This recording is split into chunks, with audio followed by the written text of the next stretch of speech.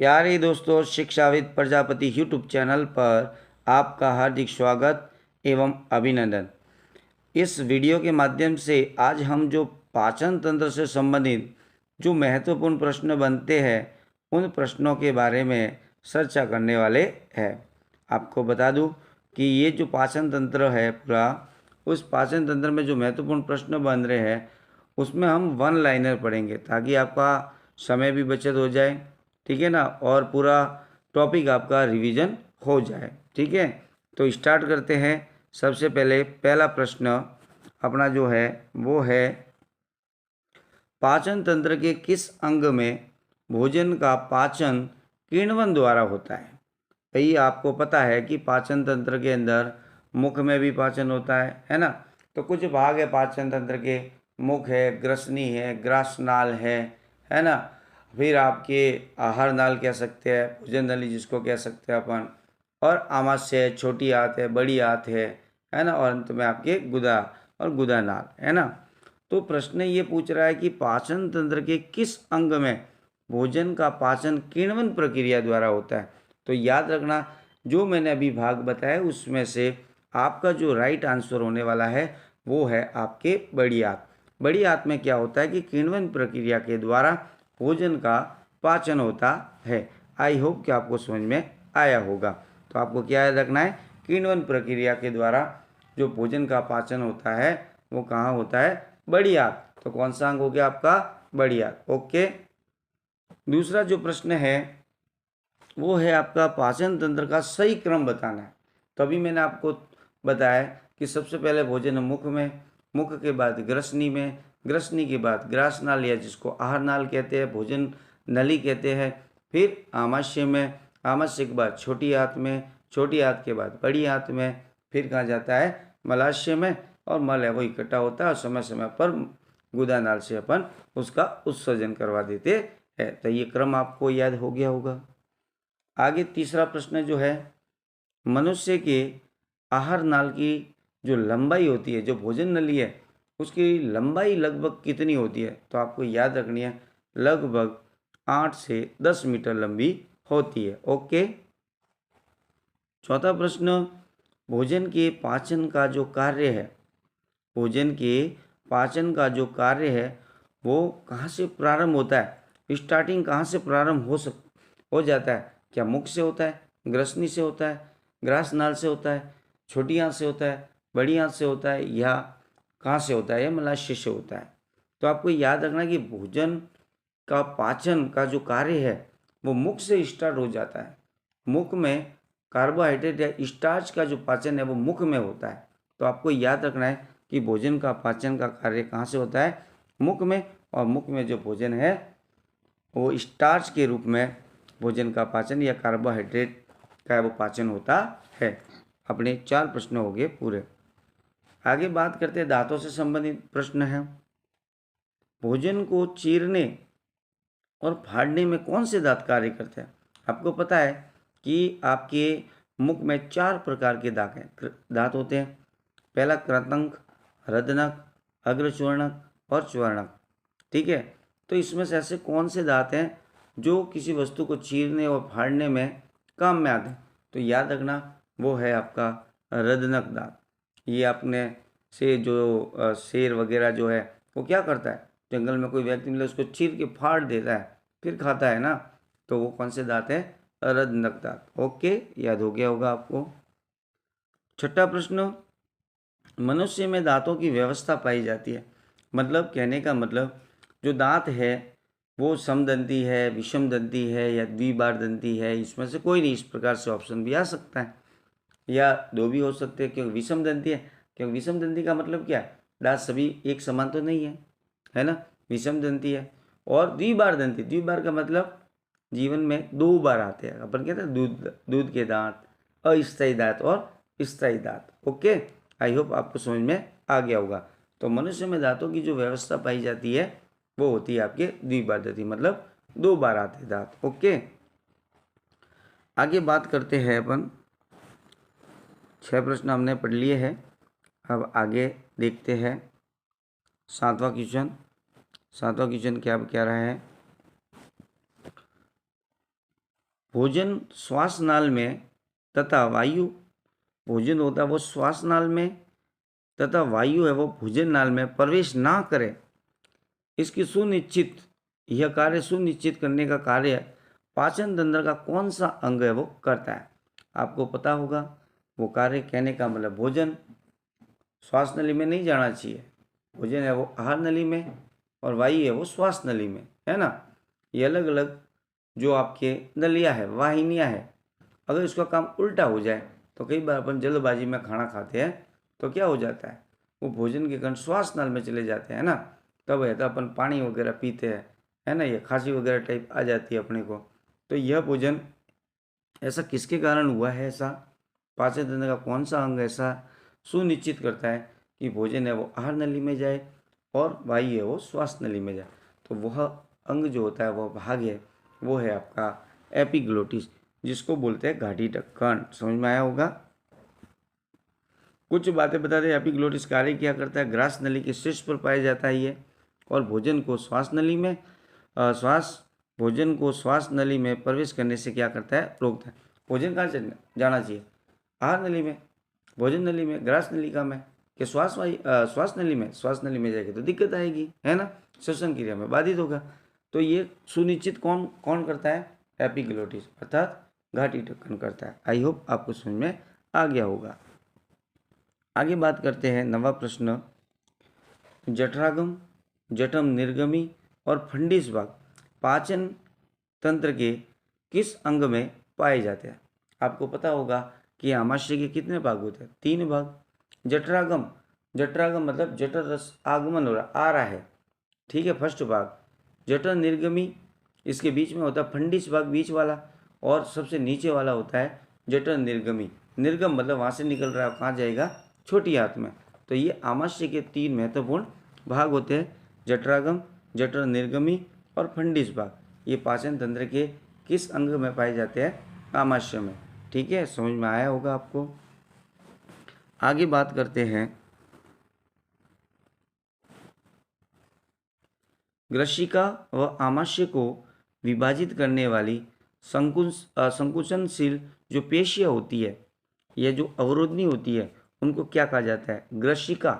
सुनना, ग्रशिका और आमाशय के बीच, भोजन अभी आमाशय के बीच में, अभी आमाशय में आया नहीं, ग्रशिका व आमाशय को विभाजित करने वाली जो संकुचनशील पेशियाँ होती है वो क्या कहलाती है, ग्रास नलिका अवरोधनी। ठीक है, देखो ग्रशिका से आए तो ग्रास नलिका अवरोधनी। एक और हम आगे बढ़ेंगे। अब देखो आमाशय में आया भोजन, आमाशय और छोटी आंत को विभाजित करने वाली भी अपने संकुचनशील पेशियाँ होती है, जिसको कहते हैं जठर निर्गमी अवरोधनी। आमाशय से आगे छोटी आंत में जाएगा तो बीच में क्या है आपके, उसको विभाजित करने वाली अवरोधनी पाई जाती है। कहने का मतलब जो आमाशय भोजन आहार नाल के ऊपर आ रहा है तो बीच में आपकी अवरोधनी लगी है, नहीं तो किसी व्यक्ति को उल्टा कर दिया तो भोजन सारा बाहर निकल जाए, ऐसा थोड़ी होता है। ये आमाशय में चला गया तो भोजन बाहर वापस अपने क्या कहते हैं आहार नली या भोजन नली के अंदर आ जाए, तो वहाँ पर एक ब्लॉक होता है ना, अवरोधनी होती है, उसको भोजन को वापस ऊपर मुख में आने नहीं देता, अवरोधनी है। इसी प्रकार से आमाशय में अपन भोजन, जैसे भोजन ग्रास नलिका से आमाशय में गया तो आमाशय से में भी के बीच में क्या होता है, वहाँ पे भी अगर छोटी आंत और आमाशय के बीच में भी एक अवरोधनी लगी रहती है, जिसको बोलते हैं जठर निर्गमी अवरोधनी। समझ में आया क्या। कहने का मतलब देखो ग्रास नलिका जे आकार का होता है आमाशय, जे आकार जो आहार नली है, ऊपर तक क्या हो गया आपका आहार नली, और बीच में क्या हो गया आमाशय के ऊपर वाला भाग, है ना। तो इसके बीच में क्या है आपके, आमाशय में आने से पहले वहाँ पर एक अवरोधनी लगी रहती है, जिसको क्या बोलते हैं अपन, ग्रास नलिका। ठीक है, ग्रास नलिका ऊपर वाला भाग है तो ग्रास नलिका बोलिए। नीचे वाला आमाशय में आ गया, आमाशय से छोटी आंत के बीच में, अब आमाशय भोजन का जाएगा छोटी आंत में, तो छोटी आंत में ऐसा तो नहीं होता कि हमने भोजन किया आमाशय में गया और डायरेक्ट है वो छोटी आंत में चला जाएगा, छोटी आंत से सीधा बड़ी आंत में जाएगा, कुछ घंटे तो रहेगा आमाशय में, तो ऐसे तो डायरेक्ट तो नहीं निकलना, अवरोधनी होनी चाहिए जो ताकि 3-4 घंटे तक रोक के रखे, है ना। तो बीच में क्या होती है आपके जठर निर्गमी। तो आमाशय और छोटी आंत को विभाजित करने वाली कौन सी है, जठर निर्गमी, और ग्रशिका व आमाशय को विभाजित करने वाली संकुचन जो पेशियाँ होती है, जो अवरोधनी होती है, वो होती है ग्रास नलिका अवरोधनी। आई होप कि आपको समझ में ये आ चुका होगा। 11वां प्रश्न अगर पढ़े, भोजन के पाचन के लिए सबसे महत्वपूर्ण अंग कौन सा है। भोजन के पाचन के लिए सबसे महत्वपूर्ण अंग होता है आपका छोटी आंत, क्योंकि सबसे भोजन का पाचन भी सर्वाधिक यहाँ होता है, अवशोषण भी कहाँ होता है, छोटी आंत में। ओके, लेकिन जल का अगर पूछे, जल एवं खनिज लवणों का अवशोषण पूछे तो आपके कहाँ आता है, बड़ी आंत में। ओके, प्रश्न नंबर 12, छोटी आंत के किस भाग में सर्वाधिक भोजन का पाचन होता है? तो याद रखना, ग्रहणी के अंदर होता है। क्यों होता है, पता है क्या? आप कमेंट करके बताएं जरूर। छोटी आंत में भोजन का सर्वाधिक पाचन होता है तो क्यों होता है? ठीक है, ग्रहणी के अंदर होता है, क्यों होता है उसको कमेंट करें आप। 15वां प्रश्न, छोटी आंत प्रारंभ होती है, छोटी आंत कहाँ से प्रारंभ होती है? आमाशय के जठर निर्गमी भाग से होती है ना, और फंडिस भाग जठर निर्गमी और कार्डिक के मध्य जो पाई जाती है वो कौन सी आपका हो गया, फंडिस भाग। ओके, आगे बात करते हैं। 14वां प्रश्न, अग्र क्षुद्रांत के लिए असत्य कथन बताइए। ग्रहणी में पाचित आहार रस का पाचन किया जाता है, यस राइट आंसर। ये छोटी आंत का मध्य भाग होता है, ये भी सही है। पीत लवण व विटामिन का अवशोषण यहीं पे होता है, नहीं, पीत लवण और विटामिन का अवशोषण क्षुद्रांत में होता है।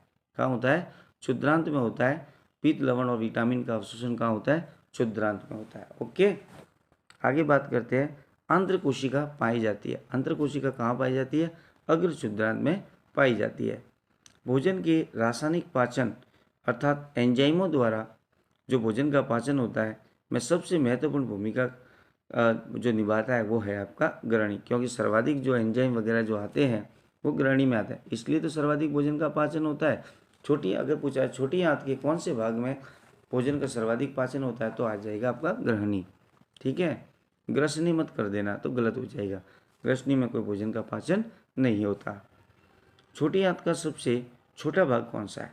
छोटी आंत का सबसे छोटा भाग होता है ग्रहणी, जिसमें सर्वाधिक, नाम है छोटा भाग है लेकिन काम बड़ा है, सर्वाधिक भोजन का क्या करता है, पाचन। ये मोस्ट इंपॉर्टेंट है, ध्यान रखना। छोटी आंत का कौन सा भाग सर्वाधिक भोजन का पाचन करता है, वो है आपका ग्रहणी। क्रमी रूप परिशेषिका वर्मी फॉर्म अपेंडिक्स कहाँ पाया जाता है? ये पाया जाता है अंधनाल पर। ठीक है, बड़ी आंत जो होती है ना वहाँ अंधनाल भाग है। आगे प्रश्न है आपका, असत्य कथन बताना है। अंधनाल क्षुद्रांत से आने वाले पाचित आहार रस का अवशोषण करता है, सही बात है। बहिर्द्रांत का आकार हल्के यू आकार का होता है, उल्टे यू आकार का होता है, राइट है। बहिर्द्रांत 3 भागों में विभक्त होता है, गलत, ये 4 भागों में होता है। कितने भाग होते हैं, 4। बड़ी आंत में मुख्यतः जल व खनिज लवणों का अवशोषण होता है, राइट है। तो आपका आंसर असत्य पूछा था तो क्या हो जाएगा, बहिर्द्रांत का आकार उल्टे यू आकार के समान, तो राइट है। बहिर्द्रांत 3 भाग नहीं होते, कितने भाग होते हैं, 4। ओके, आगे चलते हैं। बहि तथा अंत संवरणी पाई जाती है, वो कहाँ पाई जाती है, गुदानाल में। कहाँ पाई जाती है, गुदानाल। कहते हैं गुदानाल से अपन जाते हैं ना, जैसे अपना प्रेशर बन गया, अपन है वो मल को त्यागते हैं, तो वहाँ पे भी अपने जो गुदानाल है वहाँ पर बही और अंत संवरणी पाई जाती है, क्योंकि मल को कितना बाहर त्याग करना है, कितना अंदर रखना है ना, ये कौन करता है, बही और अंत संवरणी पेशियाँ जो होती है वो ध्यान रखती है। ठीक है, आगे है कर्णपूर्व। कर्णपूर्व जो हमारे गालों में ग्रंथियाँ पाई जाती है, 3 जोड़ी, आपको पता होगा। कर्णपूर्व ग्रंथि कहाँ पाई जाती है, गालों में पाई जाती है। ग्लूकागोन है, ग्लूकागोन है क्या, अंतःस्रावी हार्मोन है। ठीक है, लाल ग्रंथि द्वारा स्रावित जो एंजाइम नहीं है, क्या पूछ रहा है, लाल ग्रंथि द्वारा स्रावित एंजाइम नहीं है, एमाइलेज है, टाइलिन भी है, पेप्सिन नहीं। पेप्सिन क्या करता है, प्रोटीन का पाचन करता है जो लाल में नहीं होता। ओके, प्रोटीन का पाचन करने वाले एंजाइम याद रखना इन वाले हैं सारे, जो प्रोटीन का पाचन करते हैं वो एंजाइम कौन से, इन लगा हुआ, ट्रिप्सिन, काइमोट्रिप्सिन, पेप्सिन, कार्बोक्सी पेप्टिडाइड। ठीक है, ये सारे क्या है, ऑल सभी है वो प्रोटीन का क्या करते हैं, पाचन करते हैं। इन वाले है वो सभी क्या करते हैं, प्रोटीन का पाचन करते हैं। ओके, आगे बात करते हैं वसा का पाचन करने वाला एंजाइम लाइपेज है, ध्यान देना। एमाइलेज, माल्टेज, सुक्रेज आदि जो एंजाइम पाचक है, कई के कौन से भोजन के ऐसे घटक का पाचन करते हैं, एमाइलेज है, माल्टेज है, ये सुक्रेज एंजाइम जो पाचक है कार्बोहाइड्रेट का क्या करते हैं, पाचन कराने में सहायक होते हैं। अग्नाशय द्वारा स्रावित हार्मोन, अग्नाशय द्वारा जो स्रावित हार्मोन है वो है आपका लाइपेज। आगे बात करते हैं, न्यूक्लियोटाइड को नाइट्रोजन क्षार में परिवर्तित करने वाला एंजाइम है, वो है आपका फॉस्फेट। कौन सा है? फॉस्फेटेज। ठीक है। आगे है, वसा को वसीय अम्लों में तोड़ने वाला एंजाइम पीत लवण व लाइपेज दोनों होते हैं। ओके। छोटी आंत में कार्य करने वाला एंजाइम समूह नहीं है, तो याद रखना है लैक्टेज है, फॉस्फेटेज है, लाइपेज है, न्यूक्लियस है, ट्रिप्सिन है, टाइलिन है, जबकि एमिलेज और रेनिन नहीं है। यकृत द्वारा स्रावित पीत रस का कार्यस्थल होता है, वो है आपका छोटी आंत। कैसिन पैराकैसिन में बदलता है कौन? रेनिन। याद रखना, जो आमाशय में। पीत का भंडारण होता है गॉल ब्लैडर में, ठीक है, या यकृत में। कैसे? पीत का कहाँ होता है? पीत यकृत में, और इकट्ठा कहाँ होता है? पित्ताशय में। आमाशय में स्त्रावित होता है म्यूकस। क्या होता है? म्यूकस। ओके। और एक म्यूकस है, प्रो एंजाइम पेप्सिनोजन है, और एचसीएल, आमाशय में एचसीएल उत्पन्न होता है, हम लोग पूछे तो ये सभी होते हैं ना। म्यूकस है, प्रो एंजाइम पेप्सिनोजन है, हाइड्रोक्लोरिक अम्ल है, ये सभी होते हैं। एचसीएल अम्ल का स्त्राव होता है। ऐसी कौन सी कोशिका है जो एचसीएल का स्त्राव करता है? वो है ऑक्सेंटिक कोशिका द्वारा एचसीएल का स्त्राव होता है। आमाशय से भोजन छोटी आंत में किस रूप में पहुंचता है? वो होता है काइम। याद रखना, काइम। और मुख में भोजन क्या कहलाता है? बोलस कहलाता है। क्या कहलाता है? बोलस। ओके। पीत का कार्य है। पीत क्या कार्य करता है? लाइपेज जो एंजाइम को सक्रिय करता है और वसा का पाइशीकरण करता है। जठर रस का कार्य स्थल है, जठर रस का जो कार्य स्थल है वो है आमाशय।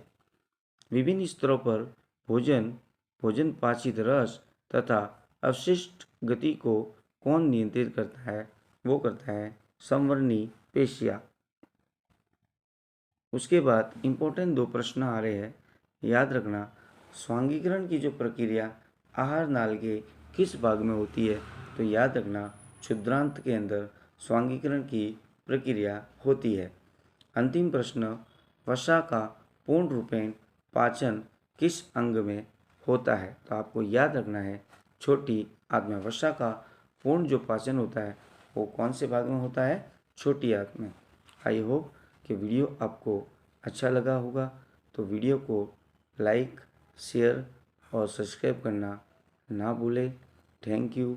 जय हिंद, जय भारत।